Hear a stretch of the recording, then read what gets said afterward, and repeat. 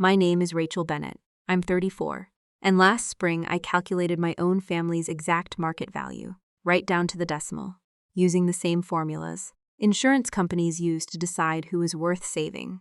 I want you to picture a banquet hall in Hershey, Pennsylvania, white tablecloths. A 4-tier cake with 65 candles. Nobody bothered to light because the fire marshal would have had a heart attack. My mother's 65th birthday. 200 people, half of them from her church choir, the other half relatives.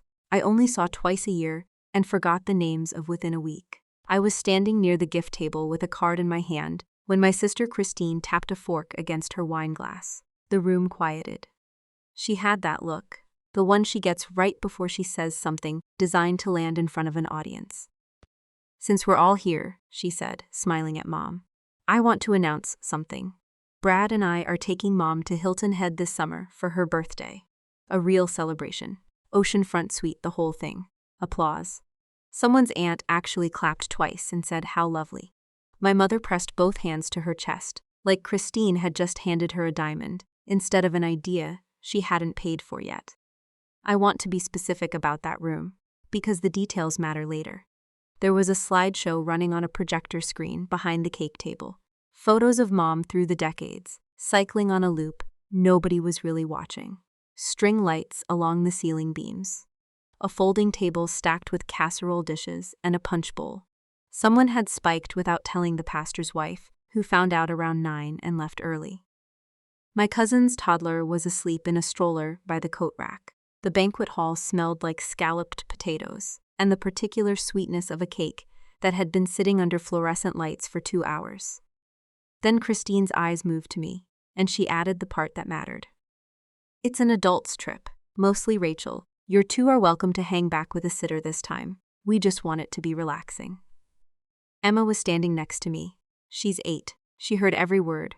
I felt her hand tighten around mine, small fingers digging into my palm the way they do when she's trying not to cry in public, because she already knows crying in public gets you talked about. Mason 5 was too busy chasing a cousin around the dessert table to notice, and there was a strange, small mercy in that. One less child who would remember this room. Across the table, Ava and Connor, Christine's kids, didn't even look up. They already knew they were going. This wasn't news to them. It had probably been decided at Christine's kitchen counter, weeks earlier, quietly. The way real decisions in my family always got made before the rest of us were informed of them, like shareholders reading a press release. "I want to tell you, I said something clever right then." I didn't. I smiled, said, "Sounds fun," and ate a piece of cake. I didn't taste vanilla with a strawberry filling that had gone slightly runny under the lights. But somewhere behind my ribs, a different version of me, the one who spends 8 hours a day building risk models for a living, was already opening a spreadsheet. Here's what you need to know about me before I go further. I'm an actuary. I work for a mid-sized insurance firm outside Harrisburg, and my entire job is assigning numbers to things people would rather not think about in numbers. Risk, mortality, probability of loss. I spend my days calculating exactly how much a life is statistically worth to a company deciding whether to insure it. So when my family started treating my children like a line item that could be cut from the budget, some old professional instinct in me woke up. I didn't get angry in the moment. Actuaries don't get angry in the moment. We wait, we gather data, and then we build a model. If you've ever sat in a room and smiled while your own family quietly wrote your kids out of the picture, put a number 1 in the comments right now, because you already know exactly what that silence costs. Let me back up, because you need the whole ledger before the numbers mean anything. My father, Walter Bennett, was a machinist at the Harrisburg steel plant for 31 years. He died 4 years ago in February, a heart attack in the driveway with a snow shovel still in his hands. Christine is my older sister by 3 years, married once to a flooring contractor named Brad Coleman, divorced now for 2 years, mother to Ava 11 and Connor 7.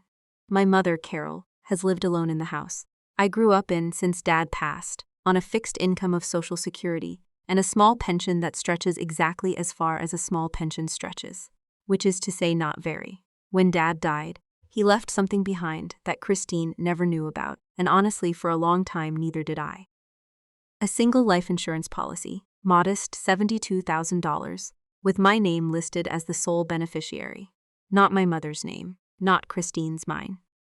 I found out at the reading of his will, sitting in a lawyer's office in a gray suit that still smelled like the funeral home. Christine was in the chair beside me. She heard the number out loud before I did, and I watched her face do something I've never forgotten, a kind of arithmetic of her own, fast and silent and furious. She didn't say anything that day. She sat very still, jaw set, staring at a spot on the lawyer's desk like she could rearrange the number by force of will. The lawyer, a soft-spoken man named Ferris, who'd known my father for 20 years, kept reading in that flat, practiced voice lawyers use, and Christine's knuckles went white around the strap of her purse. She waited 3 weeks until we were standing in Mom's kitchen washing dishes, after a Sunday dinner, steam rising off the sink, the radio playing low on the counter, and she said it quiet, almost casual, like she was commenting on the weather. Dad always did think you needed more looking after than me. That was her explanation for why he trusted me with it. Not that I'd spent every Sunday of his last 2 years driving him to dialysis. Not that I'd sat with the accountant twice a month going over Mom's bills after he was gone. Just that I needed looking after, as if a grown woman with a mortgage and 2 kids and a professional license needed a subsidy. More than her sister needed an apology for the checks she'd bounced against Dad's retirement account. 3 separate times, I used that $72,000, the way an actuary uses reserve capital, carefully, and mostly not on myself. $18,000 went to Mom's roof, which had been leaking into the guest bedroom since the year before Dad died, warping the floorboards, staining the ceiling the color of weak coffee. $11,000 cleared out a medical balance. Dad left behind that nobody else offered to touch. Calls from a hospital billing department that Mom used to let ring out because she didn't know what else to do with them. I put $25,000 into an account in Mom's name that I don't touch. An emergency fund, untouchable, the kind every household should have, and almost none do the rest. I kept in reserve, and every single month, since $300 leaves my checking account and lands in Mom's Oz, automatic, on the first, the way you'd pay a mortgage, you never agreed to sign. I did the math on that once, the way I do math on everything. 4 years, 36 months, $300. $10,800, not counting the roof, not counting the medical bill, not counting the Sundays. Christine has contributed exactly nothing to any of it in 4 years. She has a house with a pool she can't quite afford, a car payment on an SUV 2 sizes too big for her driveway, and an opinion about my finances that she shares freely at every family gathering, usually right before asking Mom to babysit for free. When Dad's medical bill was still showing up in Mom's mailbox in a red envelope, Christine's contribution was a text message that said, "So sad, hope it works out. Sent." From a Caribbean cruise ship with a coconut drink emoji attached. I'm not telling you this to make her sound cruel for the sake of it. I'm telling you because you need to understand the actual numbers before the model makes sense. In my line of work, we call this an exposure gap, the space between what someone has actually paid into a system and what they expect to draw out of it. Christine's exposure gap, by the time of that birthday party, was somewhere north of $40,000 and 4 years of Sundays she never showed up for. But here's the part that matters for where this story goes. Christine has leverage I don't, and she's never been shy about using it. She controls when Ava and Connor see their grandmother. She controls the narrative at every dinner table in this family, and 3 weeks ago, standing at that birthday party with cake on a paper plate in my hand, I finally understood something I should have understood years earlier. In my job, when a client's risk profile changes enough, you don't keep insuring them at the old rate. You reprice the policy, or you drop the coverage entirely. I had been extending my family unlimited coverage for 4 years, no deductible, no cap, while they quietly wrote a policy excluding my children from the parts of family life that were supposed to matter most. That night, after I got Emma and Mason to bed, I sat at my kitchen table with my laptop open and did something I do for a living, but had never once done to my own family. I built a model, every dollar I'd given, every hour I'd spent, every Sunday, every bill, every quiet sacrifice. Nobody wrote down but me. And on the other side of the ledger, every slight, every excluded invitation, Every time my kids heard the word no, while hers heard of course. The numbers didn't lie. They never do. That's the whole point of my job. I stared at that spreadsheet until almost 1 in the morning. The blue light of the laptop. The only light in the kitchen. A mug of tea going cold by my elbow. 4 years of a one-sided ledger laid out in rows and columns, and at the bottom, a single cell I'd formatted in bold. The way you'd flag a claim that no longer made financial sense to keep covering. And once I saw it laid out in black and white, cold and specific and undeniable, I understood exactly what I needed to do before that trip to Hilton Head ever happened. Not revenge. An actuary doesn't do revenge. An actuary reprices the risk. If you've ever quietly kept score in a family that refused to, stay with me, because Chapter 2 is where I stop keeping the peace and start keeping receipts. 2 weeks after the birthday party, I drove to my mother's house on a Tuesday evening to drop off groceries, the same way I did every week. Milk and eggs and the specific brand of decaf she likes, the can with the orange label. Mom wasn't home. Book club, according to the sticky note on the fridge, in her looping handwriting. I let myself in with my key, set the bags on the counter, and that's when I heard drawers opening upstairs. I froze at the bottom of the staircase. Then I recognized the voice muttering to itself, and my shoulders dropped an inch. Christine. I found her in Dad's old study room. Mom still hadn't touched since the funeral. His reading glasses still folded on the desk blotter, a coffee ring permanently stained into the wood. He never got around to coasters. Christine was kneeling in front of the filing cabinet, with 3 drawers pulled open and papers fanned across the carpet like a card trick, gone wrong. Old tax returns rubber-banded by year. Insurance statements in their original envelopes, unopened for a decade. A shoebox of photographs Dad kept meaning to sort and never did, corners curling, a strip of them still smelling faintly of the cedar closet they'd been stored in. "What are you doing?" I asked from the doorway. She didn't jump the way a person jumps when they're caught doing something they shouldn't. She just looked up, calm, almost bored. "Looking for Mom's old passport. She wants to renew it before the trip." I looked at the mess around her. Passports don't require you to empty 3 drawers of financial documents onto the floor. I said nothing, just watched her for a second longer than was comfortable, the way you watch a dog that's been quiet, a beat too long around something it shouldn't have. "You should ask Mom before you go through Dad's files," I said. "I am helping Mom," Christine said, and there was an edge in it now, thin but real. Unlike some people, who help from a safe distance and call it generosity. I didn't take the bait. I put the groceries away, the decaf in the cabinet above the stove, where it always goes. The milk in the door of a refrigerator still covered in magnets from 3 different decades. I left without saying goodbye to the note taped to the fridge. Just a habit, a small courtesy I paid to a piece of paper, because talking back to it felt strange. But something about that study stayed with me. The whole drive home the particular way. Certain folders had been pulled and not others.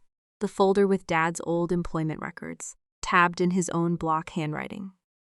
The folder with his social security card, the physical card, laminated, that he'd kept since 1974, because he didn't trust anyone to reissue it right. My own birth certificate had been filed in that same cabinet since I was a teenager. A copy Mom kept for school registrations that never got returned. I hadn't looked closely enough to know if any of it was still there, and that not knowing sat in my stomach the whole way home, like a stone I'd swallowed by accident. If you've ever caught someone going through papers they had no business touching, and felt that specific cold drop in your stomach, you already know where this is going. Stay with me. Here's something about my job that most people don't understand. Insurance fraud doesn't usually look like a crime. It looks like paperwork. A claim filed slightly wrong, a name that doesn't quite match a date of birth, a new account opened with an old document nobody thought to report missing. I spend entire weeks of my professional life reading patterns. Other people would call boring. And boring patterns are exactly how fraud survives long enough to become expensive. 3 days after I found Christine in that study, I got an email from my credit monitoring service, the one I'd set up years ago out of pure occupational habit. Because when your job is calculating risk for a living, you don't leave your own exposure unmanaged. New inquiry detected. A credit application had been submitted in my name, my social security number, to a retail card company I'd never done business with in my life. I sat at my kitchen table with my laptop, the same table, the same chair as the night I built the first spreadsheet, and I felt something shift from cold curiosity into something sharper. I pulled the full report. The application listed my name, my birth date, my social, and a mailing address that wasn't mine. It was my mother's. I want you to sit with that for a second the way I had to. Somebody had used my identity, my actual legal identity, the one I used to sign mortgage papers and underwrite policies for strangers, to open a line of credit and route the card to a house 3 miles from my own, a house I'd just watched my sister rifle through a filing cabinet in. My hands were steady on the keyboard, which surprised me, because everything underneath them was not. I read the email 3 times, then a 4th, checking the sender address for anything that looked like a scam, some phishing attempt dressed up to look official. It wasn't.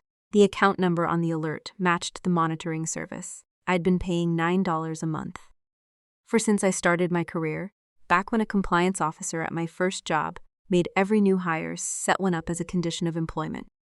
$9 a month for 6 years, and this was the first time it had ever flagged anything real. I didn't call Christine. I didn't call mom. Actuaries don't confront on instinct. We verify first, because an accusation without documentation is just a feeling, and feelings don't hold up when someone decides to lie to your face. So I built a file. That's the word we use in underwriting. A file, a folder of evidence organized in the order a claims adjuster would need to see it to approve or deny something. I requested the full credit application from the retail company, citing the fraud alert, and 3 business days later, it landed in my inbox as a PDF. The application had been submitted online. At 11:47 on a Tuesday night, the same Tuesday I'd found Christine in the study, 4 hours after I left. The IP address, when I ran it, traced to an internet provider registered to a residential account in Harrisburg. Not my address. Not mom's landline internet, which was still on the ancient DSL plan. Dad had set up in 2009 and refused to change.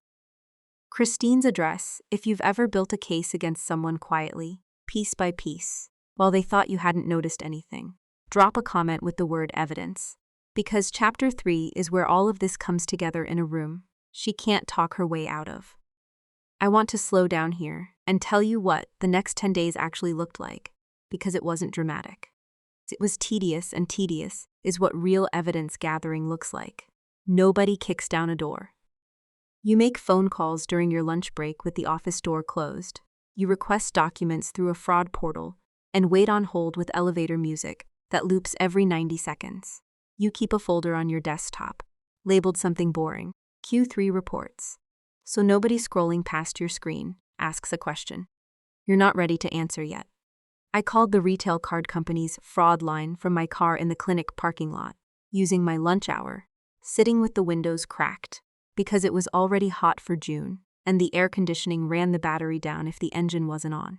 I gave them the report number, verified my identity 3 separate ways: voice, date of birth, the last 4 of an account I actually own, and asked for everything they had.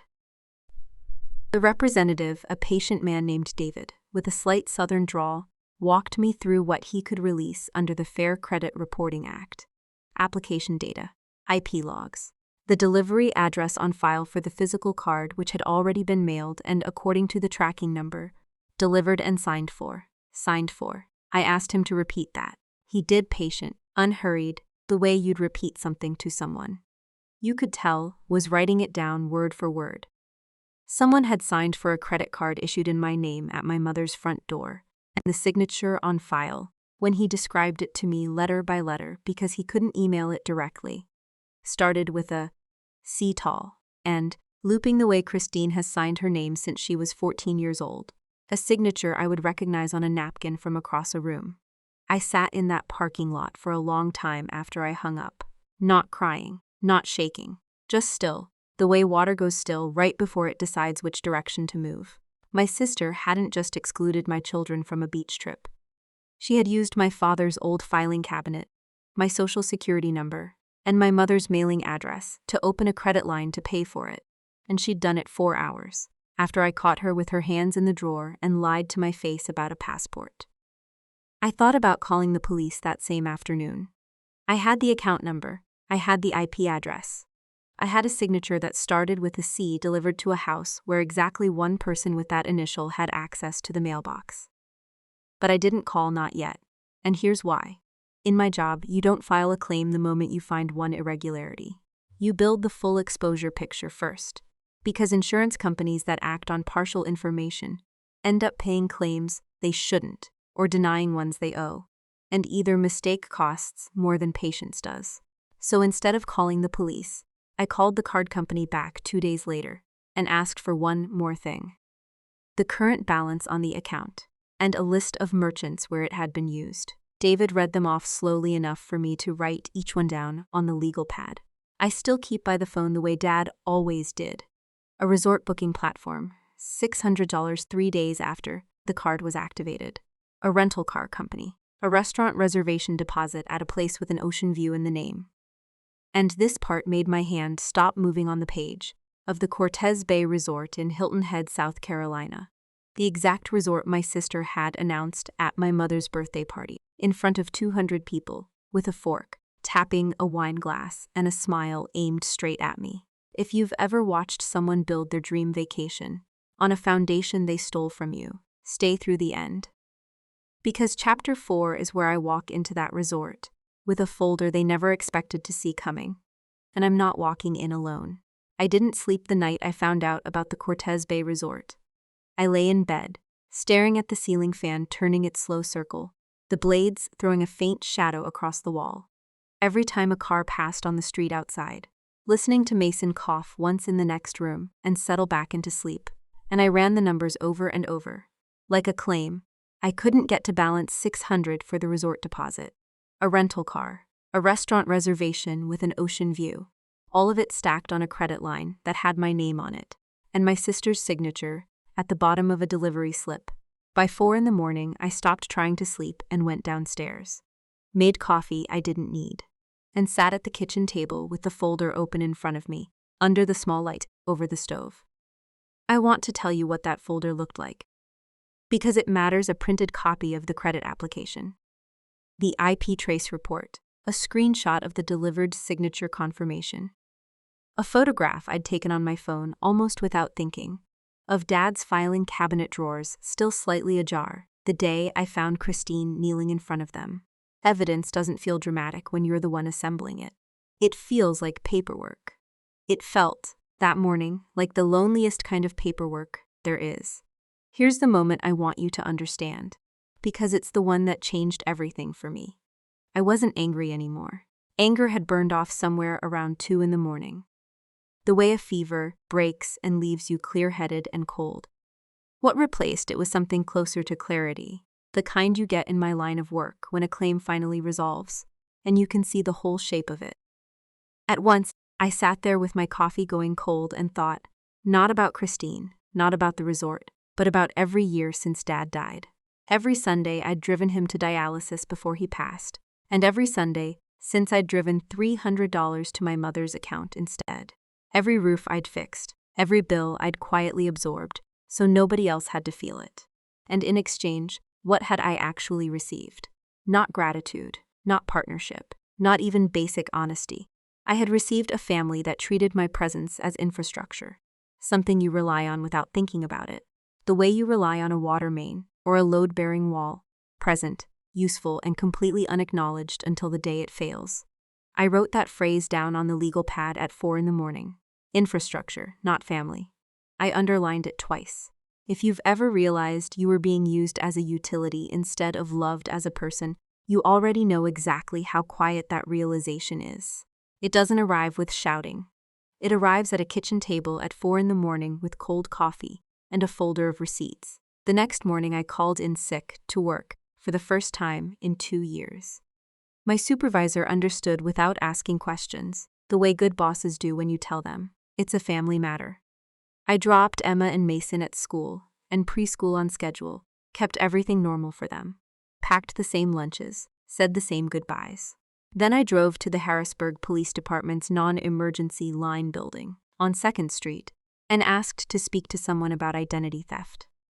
The officer who took my report was younger than me, a detective named Reyes assigned to financial crimes, patient in a way that surprised me. He had a cluttered desk with a photo of a golden retriever taped to the edge of his monitor and a coffee mug that said "World's Okayest Detective," a gift, he told me, when he caught me looking from his daughter. He listened to the whole thing without interrupting, took notes on a laptop that looked older than his badge, and asked me the same question. 3 different ways before he was satisfied. "Are you certain your sister is the person who used this information?" I told him what I knew and what I didn't. I knew the address, I had the IT trace, the signature. I didn't have a confession, and I told him that too, because an actuary doesn't inflate a claim past what the evidence supports. He filed the report. Case number, a stack of forms, a business card with his direct line. "This kind of thing," he told me, "usually resolves faster than people expect. Once a bank gets involved on their end too. Because banks don't like being the ones holding fraud losses if there's a clear path to recovery." He asked if I wanted to pursue charges immediately or wait. I asked what waiting would cost me. "Nothing," he said, "except time, and the fraud alert would stay active either way." I chose to wait, and I want to explain why. Because it's the part of this story people ask me about most. I didn't wait out of mercy. I waited because I understood something about my sister that the report alone couldn't capture. Christine had never once, in 4 years, been forced to face a number. She couldn't talk her way around. Every overdraft got explained. Every bounced check got blamed on a bank error. Every unpaid debt to our father got reframed as a loan she never technically agreed to the terms of. If I filed charges from behind a desk, quietly, through a detective she'd never meet face to face, she would find a way to make this my fault too. Vindictive petty. The sister who couldn't let things go, so I decided the reckoning needed a room. Not a courtroom. A room with witnesses, the way she'd chosen a room with 200 witnesses to cut my children out of a family vacation. If you've ever needed the people around you to see the truth with their own eyes because words alone weren't going to be believed, stay with me, because this is where I stop reacting and start planning. That weekend, I called Detective Reyes back and asked one question. If I confirmed the fraud in person, in front of witnesses, and got her to acknowledge it on record somehow, would that strengthen the case? He said yes cautiously, and reminded me not to do anything that could be construed as harassment or entrapment, that emotions run high in cases like these, and courts look closely at how the confrontation actually unfolded. Documentation, he said. Just documentation, and let us do the rest. Stay calm, stay factual, and if she says anything relevant, write it down the moment you're able to, word for word, while it's still fresh. That gave me exactly what I needed. A plan built on documentation, not confrontation. I called the Cortez Bay Resort directly, using the reservation confirmation number I'd pulled from the fraud report, and asked, as the actual account holder, whose name and social security number appeared on the payment method, to speak with their guest services manager about a booking under my name that I hadn't authorized. The woman I spoke with, a manager named Patricia, was immediately helpful once I explained the situation and offered to send documentation. Identity theft affecting a reservation was apparently not as rare as I'd assumed, and the resort had a protocol. She confirmed the reservation details. 4 nights, oceanfront suite. Check-in the following Friday. Booked under my legal name, using a card ending in the same 4 digits. Detective Reyes had listed in his report. Guest names attached to the reservation profile, added after booking, included Christine Coleman, Carol Bennett, and 2 children. I asked Patricia one more question. Careful, professional. The way I'd ask a claims adjuster to confirm a detail before I signed off on anything. Would it be possible for me to check in as the actual account holder of record, given that my identity was used without authorization? She paused, then said that under their fraud policy, yes. The true account holder had standing to appear and resolve the discrepancy at check-in, and that the resort would need to see identification, matching the name on the payment method, regardless of who else was listed on the reservation. I hung up the phone and sat very still for a moment, the way I had in the parking lot 2 weeks earlier. Then, for the first time since the birthday party, I felt something that wasn't grief or anger or cold calculation. I felt something closer to relief. Not because I wanted to hurt anyone. I want to be honest about that, because this story isn't about revenge dressed up as justice. I felt relief because for the first time in 4 years, the numbers were finally going to be visible to everyone in the room at the same time, not just to me at a kitchen table at 4 in the morning. I booked myself a flight, 1 seat, departing Friday morning, arriving in Savannah 2 hours before the family's scheduled check-in window. I packed light. A single change of clothes, my laptop, and the folder, now 3 inches thick, organized exactly the way I'd organize a claims file for a client whose case was about to go to appeal, tabbed with color-coded sticky flags.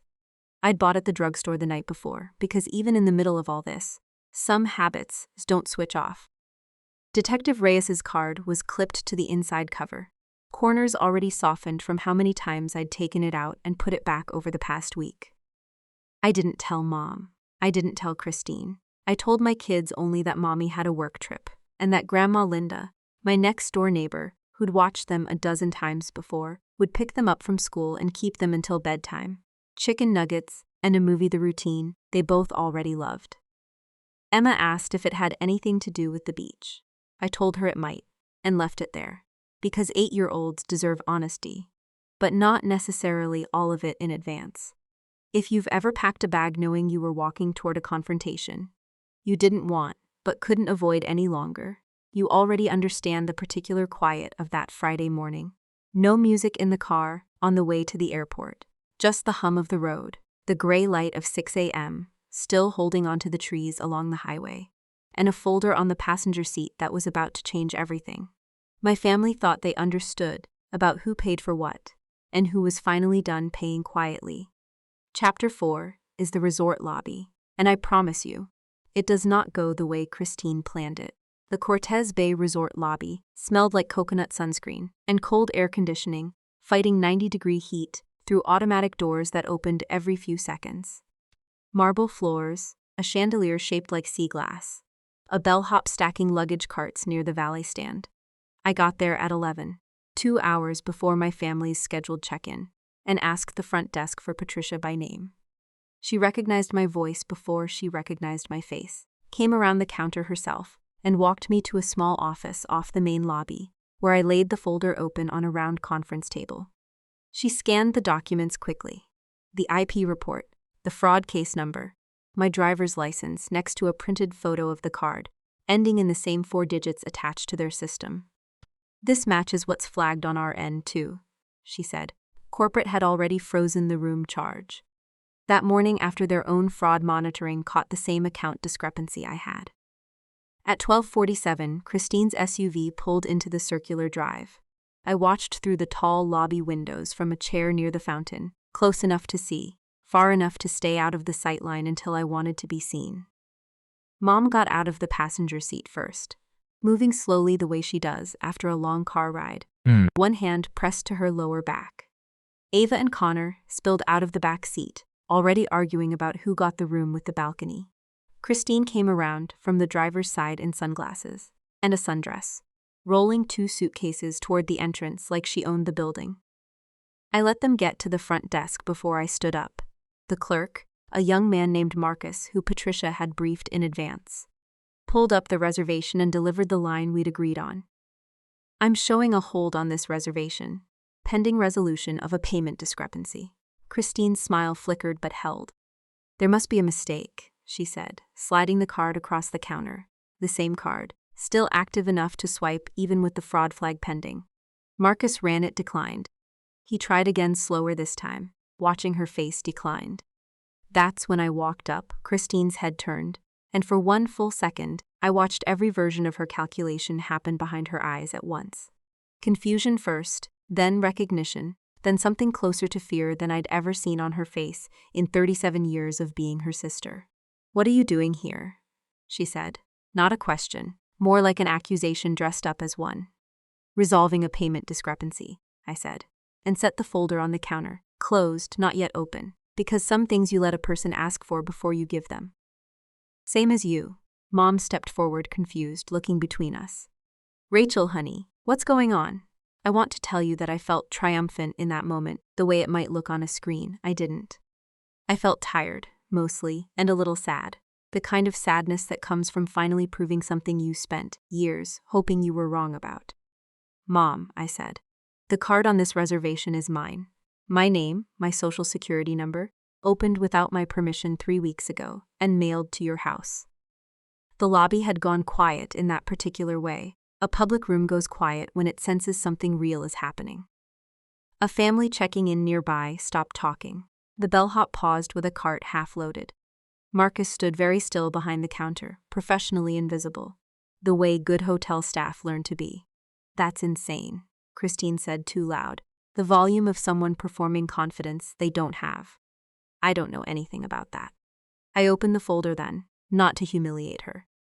I want to be honest about my reasons, because Chapter 3 already told you I wasn't chasing revenge. I opened it because Detective Reyes had told me documentation was the only thing that mattered, and a lobby full of witnesses was the safest place in the world to lay it out, where nobody could later claim I'd exaggerated. I laid the application on the counter, the IP trace, highlighted, address matching Christine's house, the delivery confirmation, the signature, tall and looping, a C that started the same way it had started on every school, permission slip, and grocery list.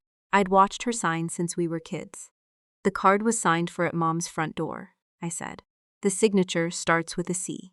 The application was submitted from your home internet at 11:47 at night. 4 hours after I found you going through Dad's filing cabinet, and you told me you were looking for a passport. Christine's mouth opened, then closed. Mom picked up the printed signature page with a hand that wasn't quite steady, held it close to her face, the way she does when she's not wearing her reading glasses, and doesn't want to admit it. I watched her recognize her own daughter's handwriting. I watched something in her expression crack quietly. The particular grief of a mother realizing a story she'd chosen to believe was never true. Christine, Mom said, tell me this isn't what it looks like. Christine didn't answer. Ava, 11 years old, was standing a few feet away, holding her little brother's hand, and I watched her face do the same thing Connors was doing, the slow understanding that something was very wrong, and that the adults around them were not going to fix it quickly. I filed a police report 2 weeks ago, I said, keeping my voice level, the same voice I use walking a client through a denied claim. Detective Reyes, Harrisburg Financial Crimes Unit. His card is in this folder, if you'd like the number. I'm not asking you for anything today, Christine. I'm not asking for an apology in this lobby. I already have what I need. That's the line that broke her, not the documents, not the declined card, not even Mom's face. It was the fact that I wasn't asking her for anything anymore. For years, everything between us had been a negotiation, a debt, a favor, owed, a card. She could use because she assumed I'd always eventually forgive the balance. Standing there with nothing left to ask her for, I'd taken away the only leverage she'd ever had. I did it for the kids, she said finally, quiet, now, the performance gone out of her voice. I couldn't afford the trip, and I didn't want them to miss out because of money. You had money, I said. You had a job, a house, a car. What you didn't have was a habit of paying for things yourself when someone else's name was sitting right there in a filing cabinet. Patricia stepped in gently at that point, professional and calm, and explained that the resort would be canceling the reservation, entirely given the confirmed fraud, that the deposit Christine had put down using the stolen card would be returned to me as the rightful account holder, and that the resort's own investigators would be forwarding their file to the Harrisburg detective handling my case. Christine stood very still through all of it, sunglasses still pushed up into her hair, mascara starting to run in the heat, even though she hadn't cried yet. Mom sat down slowly in one of the lobby chairs near the fountain, the printed signature page still in her lap. I sat down next to her, not because the moment called for comfort exactly, but because she looked like she needed someone to. I should have asked more questions, she said quietly. I just wanted to believe it was fine. I didn't tell her it was fine, it wasn't. But I told her the truth, which felt more useful than comfort. You're allowed to love both of us and still hold us to the same standard, Mom. That's all I ever wanted. Not more than Christine gets. The same as Christine gets. I want to pause the story here, because this is the part that matters more than the resort, more than the folder, more than the declined card. What I learned, standing in that lobby, wasn't really about fraud or money at all. It was that the people who take you for granted rarely do it because they think you're weak. They do it because somewhere along the way, you taught them it would always be safe. Every time I quietly absorbed a cost, forgave a debt, or stayed silent to keep the peace, I wasn't protecting my family. I was training them, and the hardest, most necessary thing I ever did wasn't confronting my sister in a hotel lobby. It was deciding months earlier, alone at my kitchen table, that I was done training anyone to expect that from me for free. We didn't drive home together. Christine took Mom and the kids back to Harrisburg that same afternoon. 4 hours of silence. I wasn't there for, but can imagine well enough. I stayed one more night at a different hotel down the road, alone, and the next morning I drove out to Tybee Island, 20 minutes east, just to sit on the sand for an hour, with my shoes off before my flight home. I thought about calling Emma and Mason to tell them about the ocean. Instead, I took a photo of the water to show them later and let the moment stay mine for a little while. Detective Reyes called 2 weeks after that. Christine had been formally interviewed. And given the strength of the evidence, the district attorney's office was pursuing charges, with a strong likelihood of a plea agreement involving restitution and probation, given it was a first offense within a family. I didn't feel victorious hearing it. I felt something quieter, closer to closure, the sense of a claim finally settled correctly, after years of being paid out wrong. Mom and I talk now most weeks, on different terms than before. I still send groceries, I still show up. But the automatic $300 a month is gone, replaced by something we actually discuss out loud, together, like 2 adults instead of 1 adult and 1 accountant. Christine and I haven't spoken since the lobby. Ava still texts Emma sometimes, and I let that stay between the kids, because whatever happened between their mothers shouldn't have to become their inheritance too.